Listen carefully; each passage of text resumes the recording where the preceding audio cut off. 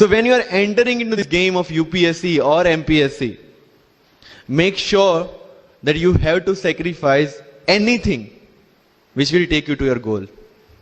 लेकिन प्रॉब्लम ये है कि हमें टेंशन होती है, यार दोस्त की एंगेजमेंट है, उसकी बर्थडे पार्टी है, उसकी शादी है, अटेंड नहीं करूंगा तो बोलेगा मैं तेरी शादी में नहीं आऊंगा, एंड ऑल. लेकिन बिलीव मी, जब आप IAS बन जाओगे, वो सामने से याद दिलाएगा, भाई इनविटेशन कार्ड नहीं भेजा तूने. समझ रहे हो? तो जो कुछ भी इसके लिए सेक्रीफाइस कर रहे हो, वो जब आप उस पोस्ट पे पहुंचोगे, सब कुछ वर्थ है, सब कुछ. ये जितने भी फोटोग्राफ्स लगे हैं, सर ने जैसे बताया कि जितने भी इंसान सक्सेसफुल हुए, अगर आप उसकी लाइफ स्टोरी देखेंगे तो कहीं ना कहीं एक मोमेंट आता है जहां पे वो इंसान की जो स्ट्रगल है वो पीक पे हो जाते हैं. वो इस मोमेंट पे आपको डिसाइड करना है कि आपको वहां से यू टर्न लेना है या आपको वहां से आगे निकलना है. इन सब लोगों ने डिसाइड किया कि उनको वहां से आगे निकलना है. एंड दैट इज द फंडा ऑफ लाइफ. सक्सेस उन्हीं को मिलता है जो इस स्ट्रगल वाले मोमेंट से आगे निकलने की सोचता है. जब भी आपको लगे कि आपके सिर पे बहुत मुसीबत है, जब भी आपको लगे कि आप हर तरह से गिर चुके हैं, जब भी आपको लगे कि आपके पास कोई ऑप्शन नहीं है, तब एक चीज आप अपने दिमाग में लाइएगा कि यही मोमेंट है जहां से आपकी तकदीर बदलने वाली है. क्योंकि डायमंड जो होता है वो जितना ज्यादा घिसता है उतनी ज्यादा उसकी वैल्यू होती है. सोना जो होता है वो जितना ज्यादा तपता है उतनी उसकी वैल्यू होती है. अगर आप जिंदगी में तप रहे हैं, अगर आप जिंदगी में घिस रहे हैं, अगर आपको लग रहा है कि आप हर तरह से मुसीबतों में गिरे हुए हैं, तभी आपकी जो वैल्यू है वो बढ़ने वाली है. और यही मेरा एटीट्यूड रहा है. लोग बोलते हैं कि तुम्हारी फाइनेंशियल कंडीशन ठीक नहीं थी, पापा इलेक्ट्रिशियन थे, मम्मी हाउसवाइफ थी, डायमंड के कारखाने में काम करती थी, उसके बाद उन्होंने मैरिज में रोटियां बनाने का काम किया और उस तरह से मैं पढ़ा. लेकिन जब मुझे पूछा जाता है कि ऐसी कौन सी चीज है आपकी लाइफ में जो आप बदलना चाहते हो, एंड आई सेड नथिंग. क्योंकि अगर वो चीजें नहीं होती मेरी लाइफ में तो शायद आज आपके सामने में नहीं होता. तो अगर लाइफ में प्रॉब्लम्स है, अगर लाइफ में स्ट्रगल है, जैसे सर ने बोला है struggle is a part of life, and I strongly believe in that. क्योंकि अगर हम दिल्ली में थे, मेरे दोस्त के साथ में निकला बाहर घूमने, तो बोलता है यार ऐसी लाइफ चाहिए, कोई मगजमारी नहीं, आराम से बैठते पूरे दिन एसी वाले कमरे में, बहुत सारे पैसे है और कोई टेंशन नहीं, ऐसी लाइफ चाहिए मुझे. मेरे पास ऑप्शन है. बोलता क्या? बोला देख सामने ATM का रूम दिख रहा है, एसी वाला कमरा है, बहुत सारे पैसे, कोई मगजमारी नहीं, जॉब ले ले.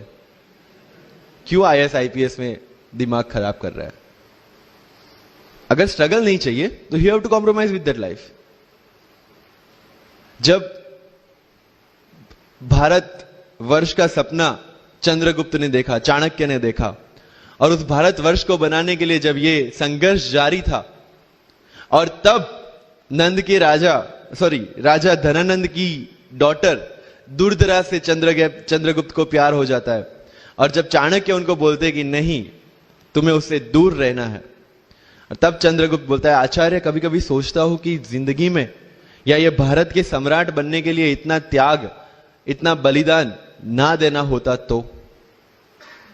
और तब चाणक्य रिप्लाई करते हैं तो हर कोई भारत का सम्राट होता. This is the fundamental rule of life. UPSC सिर्फ आपका नॉलेज चेक नहीं करता. Make it very clear in your mind. जैसे सर ने बोला it's a game of wisdom. आपको पहले ऑफिसर बनना पड़ेगा यहां से. UPSC का काम तो सिर्फ थप्पा लगाना है कि हाँ ये ऑफिसर बन गया. जितने भी IAS IPS ऑफिसर्स को आप मिलोगे, you will realise this thing कि ऑफिसर वाली क्वालिटीज इसमें पहले से है. आप जब प्रिपरेशन स्टार्ट करते हैं तभी से समझ लीजिए कि आपकी IAS और IPS की ट्रेनिंग भी स्टार्ट हो गई. बिकॉज जो क्वालिटीज आपको चाहिए as an officer, as a IAS, as an IPS, क्या क्वालिटीज चाहिए? फर्स्ट ऑफ ऑल कॉन्फिडेंस, कि जब आप उस सीट पे बैठते हैं, आपके सामने कोई भी क्वेश्चन आएगा, you will be able to handle the issue. ये कॉन्फिडेंस लेके आपको उस सीट पे बैठना है. यही कॉन्फिडेंस चाहिए when you start the preparation.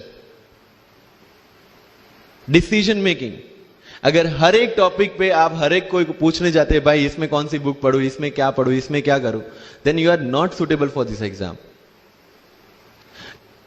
आज मेरे पास काफी मैसेजेस आते हैं, sir please give me your strategy. I am sure आप में से काफी लोगों ने किसी टॉपर्स को पूछा होगा, please share your strategy. Why? हर एक की स्ट्रेटजी अपनी खुद की होती है।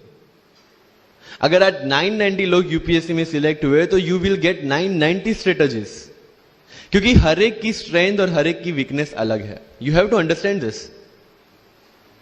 आप कभी डॉक्टर के पास जाते हैं बीमार होके, और कभी डॉक्टर को यह बोला है, सर जो आगे वाले पेशेंट को दी ना, मुझे वही मेडिसिन चाहिए।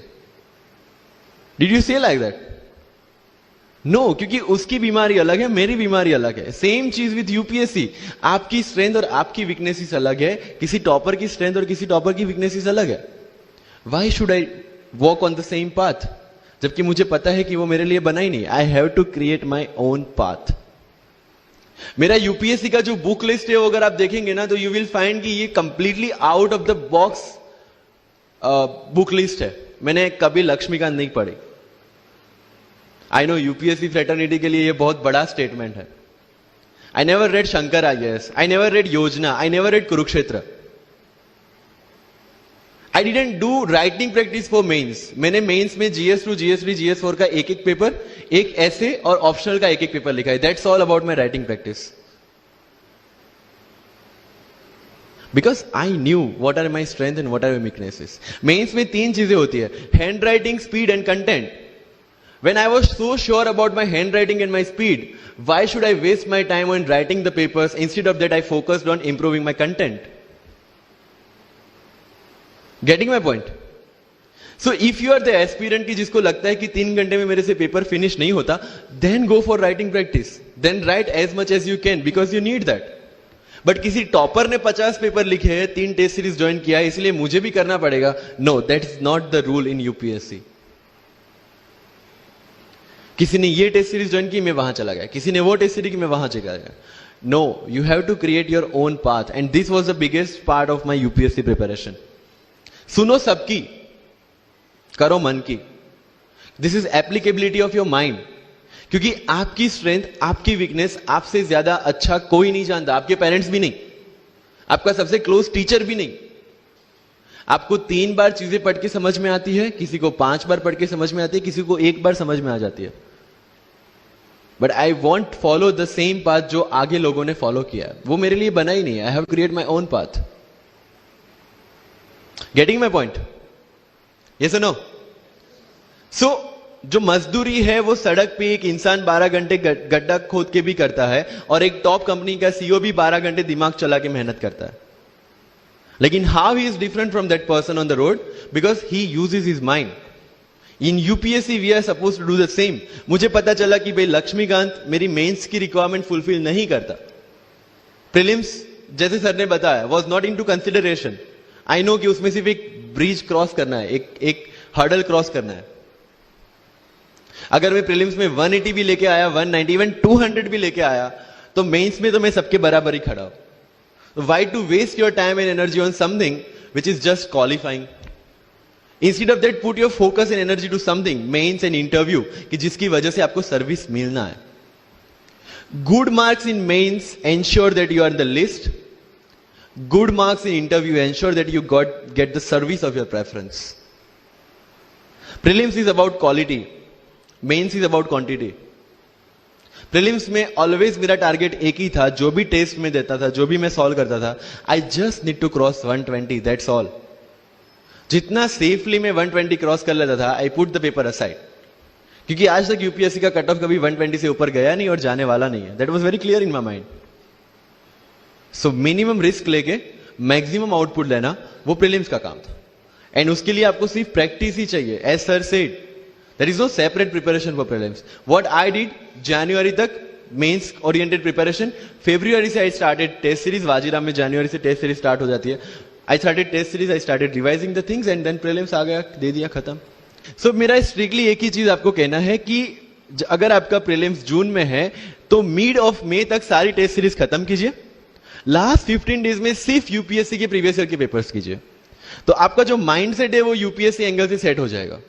जो पर्सनालिटी टेस्ट लास्ट में यूपीएससी लेता है, इंटरव्यू नहीं है वो, we consider it as interrogation. Interview को इंट्रोगेशन लेके चलते हैं। वहां पे पूछताछ होगी? नहीं। अगर यूपीएससी के इंटरव्यू में 10 में से 9 क्वेश्चन के आंसर भी आप सॉरी सर और sorry ma'am, I don't know कह के देते हैं, उसका कोई इंपैक्ट नहीं पड़ता। इंपैक्ट पड़ता है वो 9 क्वेश्चन न आने का प्रेशर आप कैसे हैंडल करते हैं। आपके पसीने छूट जाते हैं या आप वही टेम्परामेंट के साथ इंटरव्यू कंटिन्यू करते हैं। मार्क्स उस चीज के, मार्क्स है आपकी सोच के। एक ऑफिसर के तौर पे जब आपको आईएएस या आईपीएस की सीट पे बिठाया जाएगा, how will you treat the citizens of this nation? What will be your attitude to each and every person who is going to come and meet you? These things are being tested during UPSC interview. और इस सारी journey में अगर सबसे important कोई चीज है तो that is your learning attitude, और not for UPSC, for life even.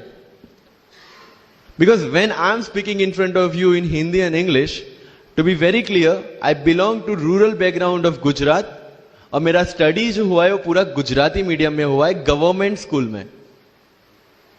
12th तक का स्टडी मेरा गवर्नमेंट स्कूल में हुआ है, गुजराती बोर्ड में, गुजराती मीडियम में।